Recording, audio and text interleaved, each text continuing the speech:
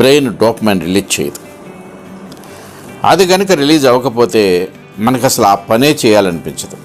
That is dopamine. మనం ఒళ్ళు వంచి చేయాలనుకున్న పనులు అవి అసలు మనకు అవసరమైన చాలా ఇంపార్టెంట్ అయినా మనం చేయం. ఒకవేళ తప్పనిసరిగా చేయవలసి వస్తే ఏదో మొక్కుబడిగా చేస్తాం. అదే చదువుకోమంటే నో, ఏదో ఇంటి పనులు చేయబాబు అంటే నో.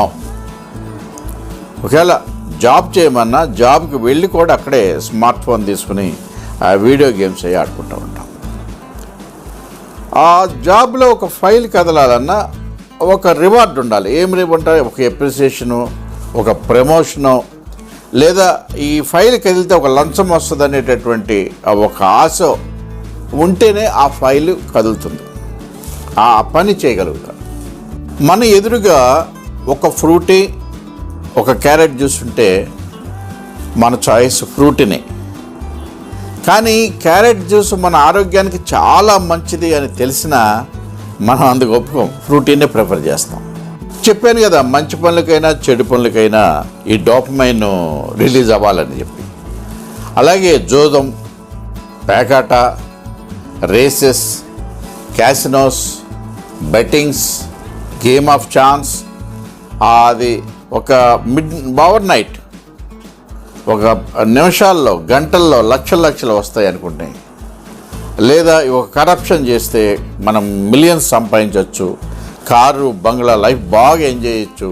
ఇలాంటి ఆలోచనలు వచ్చినప్పుడు డోపమైన్ బాగా రిలీజ్ అయ్యి వాళ్ళు అటువంటి ఊబిలకు కురిగిపోతారు.